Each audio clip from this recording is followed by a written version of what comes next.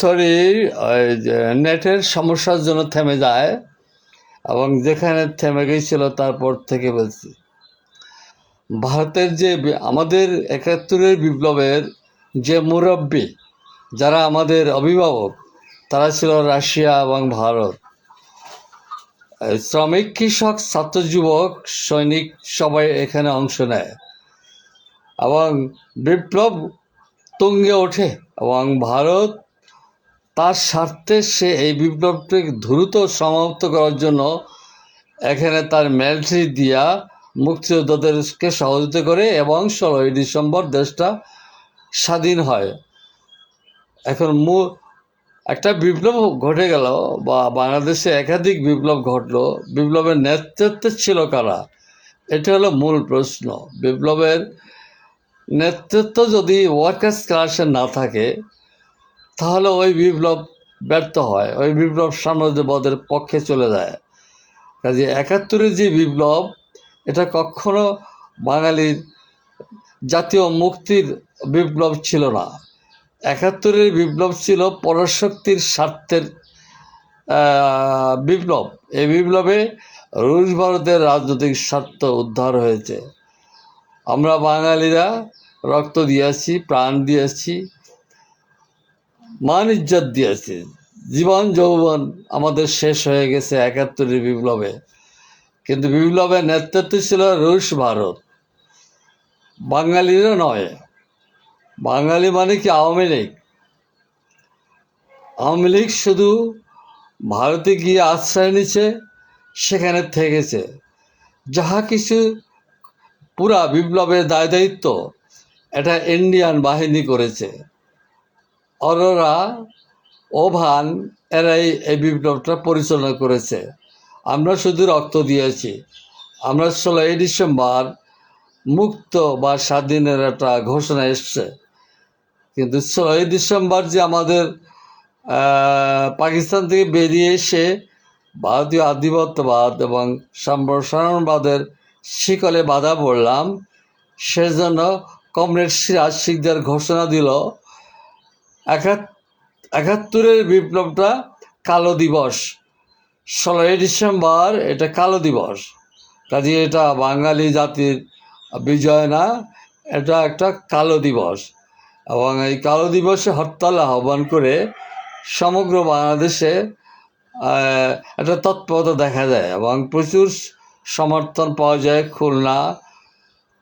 খুলনা আশপাশ, কুষ্টিয়া, যশোর এবং গোপালগঞ্জ অত্র এলাকায় পরিপূর্ণ হরতাল পালন হয় এবং বিমান বাহিনী পর্যন্ত সেদিন বিমান উঠতে পারে নাই ১৬ই ডিসেম্বর কালো দিবস ঘোষণা করে।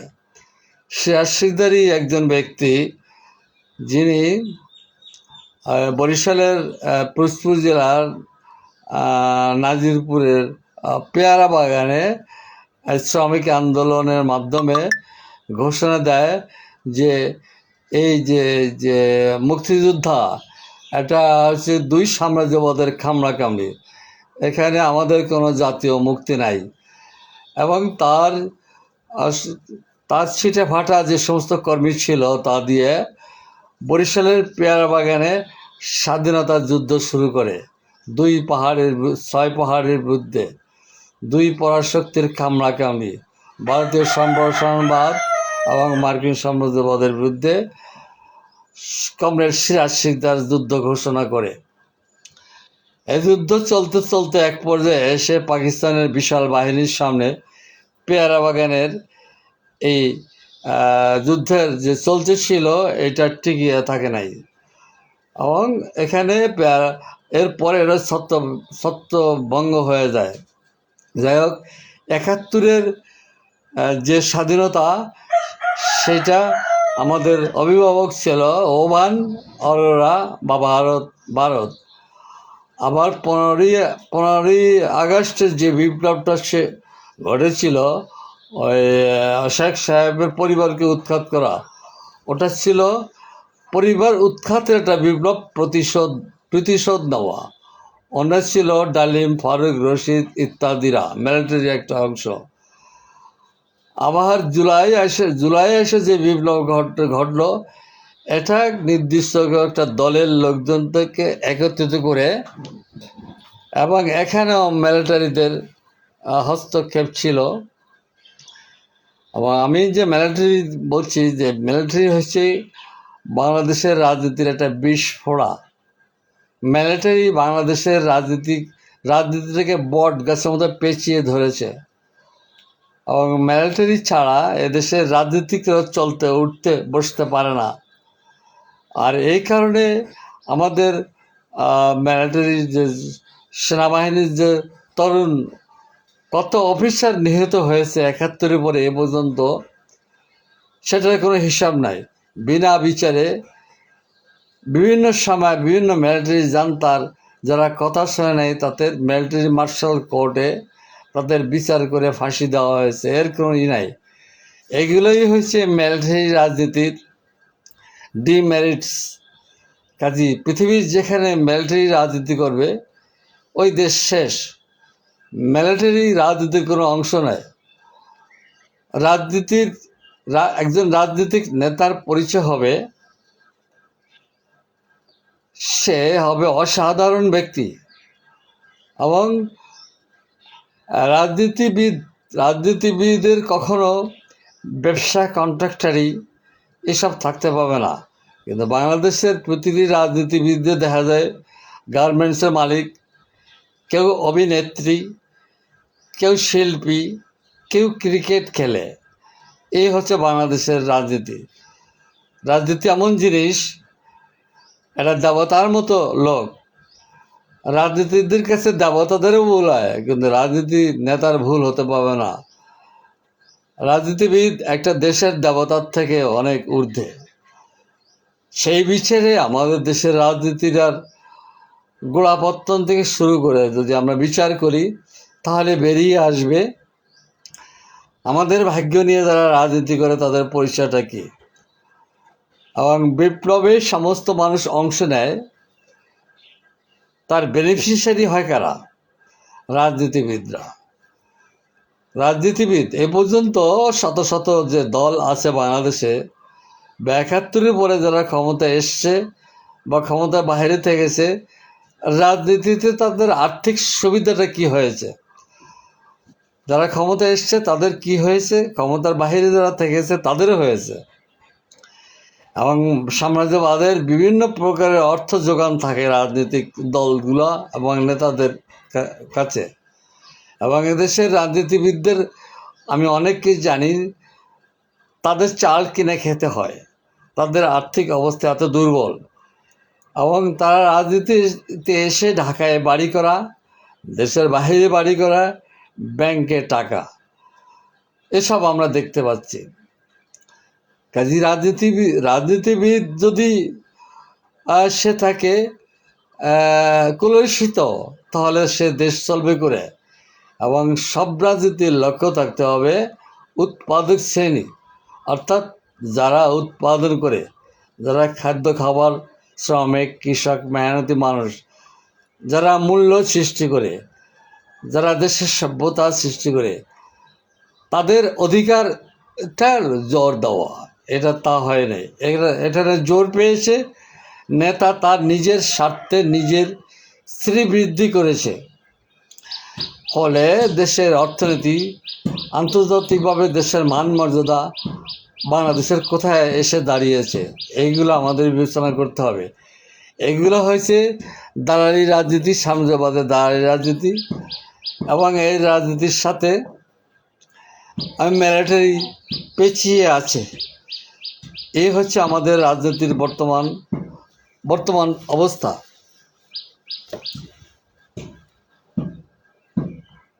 একটা রাজনৈতিক দল সে যদি টোকাই নিয়ে রাজনীতি করে, ছাত্র নিয়ে রাজনীতি করে এবং তাদের ঘাইন ঘুরিয়ে তাদের স্বার্থ উদ্ধার করে, তাহলে দেশের যে বর্তমান যে অবস্থা, এটাই হলো এর কারণ।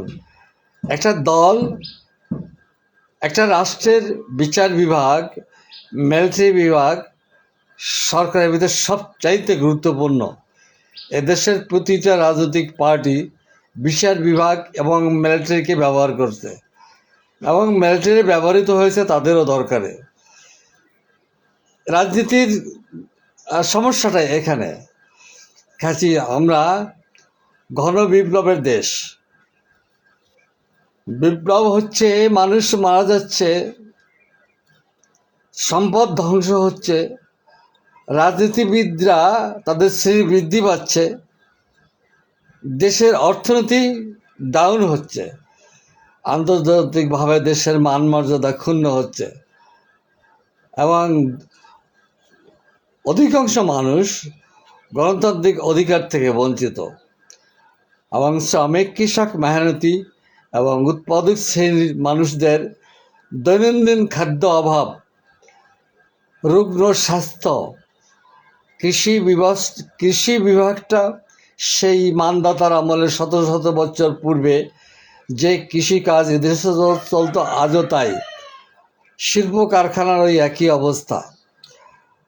রাজনীতির দিকে তাকান, নেতাদের দিকে তাকান, তাদের প্রতাপ, তাদের বাড়ির গেট, তাদের বাড়ি, তারা ফুলের মালা পায়। এগুলো এই রাজনীতিবিদদের পেরেছে এই ঘাইন ঘাটাইয়া ছাত্র যুবক এবং মিলিটারি ব্যবহার করে তারা তাদের এই অর্জনটা। আমাদের মনে রাখতে হবে, আমরা 20 কোটি মানুষ, জানতাম না 20 কোটি একটা মহাশক্তি। এই 20 কোটি বাজারটা, 20 কোটির দেশটাকে দখল করার জন্য পশ্চিমার সাম্রাজ্যবাদ তাকিয়ে আছে এবং সাম্রাজ্যবাদীরা এই 20 কোটি মানুষের বাজার দখল করতে যেয়ে আমাদের এই রাজনীতির নাটের গুরু, এবং তারা যেভাবে নাটাই ঘুরায় সেভাবে আমরা ঘুরি। আমাদের যে রাজনীতিটা পরিচালিত হচ্ছে সেটার নাটের গুরু সাম্রাজ্যবাদ, কখনো ভারতীয় সম্প্রসারণবাদ, কখনো আমেরিকান সাম্রাজ্যবাদ, কখনো রাশিয়ান সাম্রাজ্যবাদ। এইসব নেতৃত্বে বিপ্লবটা ঘটেছে। এতকালে যতগুলো বিপ্লব ঘটেছে বহিঃশক্তির মদতে, বহিঃশক্তির অর্থে প্রাণ দিয়েছে দেশের ছাত্র যুবকরা। রাষ্ট্রের সম্পদ ধ্বংস হয়েছে। ঘাইন ঘাটিয়ে এই রাজনৈতিক নেতারা আজ এখানে এসছে। তার ভিতরে সবচেয়ে জুলাই বিপ্লবের কথা বলা হচ্ছে। জুলাই বিপ্লবে এখন সংসদে, নূতন যে সংসদ এসছে, সংসদে বলছে জুলাই বিপ্লবের দাড়ি কমা যদি বাদ দেওয়া হয় আবার আমরা দেখিয়ে দেব, আবার আমরা বিপ্লব ঘটাবো। এখন জুলাই বিপ্লবটা কি? জুলাই বিপ্লবটা ওই ভারতের সম্প্রসারণবাদ, আধিপত্যবাদকে এটা তাড়িয়ে দিল সেই শক্তি। এখানে জনগণ যে প্রাণ দিল, শ্রমিক কৃষক যে ক্ষতিগ্রস্ত হলো, সেই ক্ষতিপূরণ কি জুলাই বিপ্লবের পরে হয়েছে? নট অনলি জুলাই বিপ্লব, 71-এর বিপ্লবের পরে এদেশের কৃষকদের কি সুবিধা হয়েছে, এদেশের মিল কারখানার শ্রমিকদের কি হয়েছে? অনেক সময় দেখা গেছে বিভিন্ন প্রতিষ্ঠানে আগুন, পটের গোডাউনে আগুন, নানান জায়গায় আগুন। এটা একটা বিশেষ কৌশল আছে। এরা করছে কি, গভর্নমেন্টের থেকে টাকা নিয়ে, শিল্প প্রতিষ্ঠান গড়ার নাম নিয়ে টাকা নিয়ে তারা সেই শিল্প প্রতিষ্ঠান না গড়ে সেখানে অল্প স্বল্প প্রতিষ্ঠান গড়ে ওটাকে আগুন দিয়ে জ্বালিয়ে দিয়ে ব্যাংকের টাকা আত্মসাৎ করছে। এভাবে 71-এর পরে আমাদের ব্যাংক শুধু খালি হয়েছে। ঋণ যারা নিয়েছে দলীয়করণ করেছে, সরকারের বিভিন্ন জায়গায় দলীয়করণ করেছে, বিচার বিভাগকে দলীয়করণ করেছে, আর এক ধরনের নূতন উঠতি বুর্জোয়া সৃষ্টি হয়েছে, যাদের হাতে পুরা দেশের টাকা চলে গিয়েছে। আমরা 20 কোটি মানুষ, আমরা কখনো সুস্থ রাজনৈতিক দল পাইনি, যার কারণে আমাদের এই রাজনীতিতে ঘন ঘন বিপ্লব, ঘন ঘন জাতির বিদ্যা পাল্টানো, এসব আমরা দেখতে হচ্ছে। 20 কোটি মানুষের ভাগ্য নিয়ে ছিনিমিনি খেলছে। পারছে কেন? এদেশের শ্রমিক বা ট্রেড ইউনিয়নগুলো শক্তিশালী নয়। শ্রমিক শ্রেণীকে এখানে শক্তিশালী হয়ে এগিয়ে আসতে হবে। এই দায়িত্ব, দেশের এই রাজনৈতিক দায়িত্বটা এক দেশের উৎপাদক শ্রেণী, সম্মানিত শ্রমিক শ্রেণীর দায়িত্ব। তারা এগিয়ে আসতে হবে। ঐতিহাসিকভাবে তাদের এই দুর্বলতার সুযোগ নিয়ে সাম্রাজ্যবাদ এখানে বারবার তাদের স্বার্থে বিপ্লব ঘটাতে পারতেছে। শ্রমিক শ্রেণী যে ঐক্যবদ্ধ হবে, আমরা 16 ডিসেম্বর বিজয় হলাম। বিজয় হওয়ার পরে শেয়ার শিকদার ঘোষণা দিল এটা কালো দিবস, এবং শেয়ার শিকদারের তখন পার্টির নাম ছিল, প্রথম ছিল শ্রমিক পার্টি, পরে হলো সর্বহারা পার্টি। সর্বহারা পার্টি সহ এদেশের বামদের দমন করার জন্য ইন্দিরা গান্ধী পলিসি করলো শেখ মুজিবকে জিয়ে রাখতে হবে, শেখ মুজিবকে ক্ষমতায় রাখতে হবে। তাহলে তার মূল শত্রু তার দেশের বাম সিরাজ শিখদের সহ সর্বহারা পার্টি সহ ও দেশের বামরা। আর বাংলাদেশ মিলিটারি এই বামদেরকে, বাংলাদেশ মিলিটারি রাজনীতি দমন করার জন্য নয়, কিন্তু তারা এটা করবে না বিধায় ইন্দিরা গান্ধী ওভানকে দিয়ে এদেশে একটা রক্ষী বাহিনী দাঁড় করালো। রক্ষী বাহিনীর কাজ ছিল কি? একমাত্র রাজনৈতিক শত্রু, আওয়ামী লীগের রাজনৈতিক শত্রু অর্থাৎ কমরেড সিরাজ শিকদারের দলকে হত্যা করা, নির্মূল করা, এবং সিরাজ শিকদারকে নির্মূল করতে পেরেছে তারা। তাহলে আমাদের দেশের যে রাজনীতিরা, আমাদের দেশের কোনো রাজনীতিক নেতা এটা নিয়ন্ত্রণ করে না, সবসময় নিয়ন্ত্রণ করে পরাশক্তি সাম্রাজ্যবাদরা। আজও তাই। আমরা যে এখান থেকে বেরিয়ে এসেছি তাও না, আজও তাই। কাজে আমাদের করণীয় শ্রমিক শ্রেণীর অর্গানাইজেশন কমিউনিস্ট পার্টি দায়িত্ব নিতে হবে, এখানে তাকে এগিয়ে আসতে হবে। এবং এদেশের শ্রমিক শ্রেণীর এই অসংগঠিত দুর্বল অবস্থার কারণেই সাম্রাজ্যবাদ আমাদের মাথা মুড়ে তাদের রাজনীতির স্বার্থটা উদ্ধার করতে পারছে। এসব ব্যাপারে কথা বললে ভরে ভরে কথা বলা যাবে। যে মূল কথা, রাজ্যে বিপ্লব। আজকে আমার আলাপের নাম ছিল বিপ্লব। কাজে বিপ্লব বলতে এদেশে যা এতকাল ঘটেছে ওগুলো সাম্রাজ্যবাদ ঘটিয়েছে তার স্বার্থে। আর এই তার যে দালালরা ছিল তাদেরকে আবার কিছু কিছু সুবিধা দিয়েছে, তারা কিছু উপকৃত হয়েছে।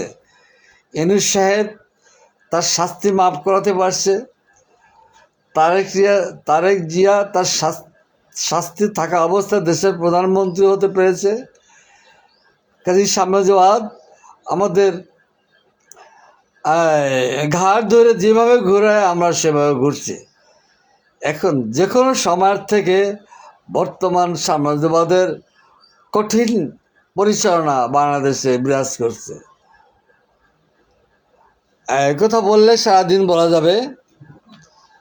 লাভ হয়েছে, এসব বিপ্লবে লাভ হয়েছে সুবিধাবাদী শ্রেণীর। এবং জুলাই বিপ্লবের পরে আওয়ামী লীগের সময় যারা আটক ছিল তারা বেরিয়ে আসছে, সন্ত্রাসীরা বেরিয়ে আসছে। আওয়ামী লীগের সময় যারা দেশে থাকতে পারে না তারা দেশে ফিরে আসছে। এখন আবার জুলাই বিপ্লবীরা সমস্ত বাজার, হাট বাজার, টেন্ডার সব তারা করছে। তাহলে জনগণের এখানে হিসাব করতে হবে। জনগণের স্বাস্থ্য, শিক্ষা, জনগণের ডেমোক্রেসি, দেশের সার্বভৌম, এর পরিচয়টা কি? বা আমাদের যে উৎপাদক শ্রেণী তাদের জীবনমান এবং উৎপাদন করার যে সমস্ত যন্ত্র লাগে তা কোথায়? এগুলো কিছুই হয় না, এখানে শূন্য। শুধু যারা বিপ্লব ঘটিয়েছে, এই পর্যন্ত বারবার যারা বিপ্লব ঘটিয়েছে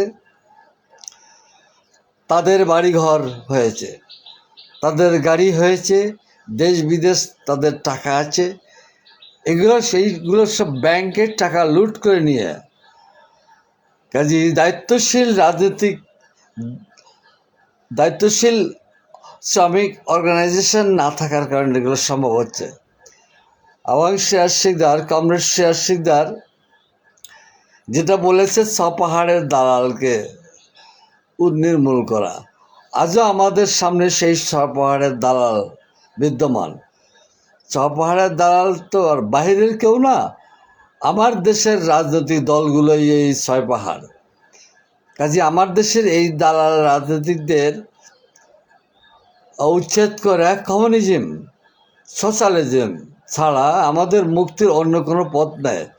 এই দায়িত্বটা এসেছে কোনো বুর্জোয়ার না, এটা ওয়ার্কার্স উৎপাদন শ্রেণীর লোকেরা কমিউনিস্ট পার্টি বৈজ্ঞানিক সমাজতন্ত্র প্রতিষ্ঠা করলে আমি এতক্ষণ যে সমস্ত সমস্যার কথা বললাম এই সমস্যা দূর হবে। মনে রাখতে হবে আমরা 20 কোটি মানুষ, 20 কোটির ভাগ্য কিছু ওই যে তরুণ বালক বালিকাদের হাতে ছেড়ে দেওয়া যাবে না। 20 কোটি লোককে সাম্রাজ্যবাদের হাতে তুলে দেওয়া যাবে না। আমরা 20 কোটি মানুষ ঐক্যবদ্ধ হব শ্রমিক কৃষক শ্রেণীর নেতৃত্বটা এখানে মেইন থিং। আমি আগে করে যেটা বলতে চেষ্টা করছি, বিপ্লবের নেতৃত্বে থাকবে যে দেশ যাবে সেদিকে।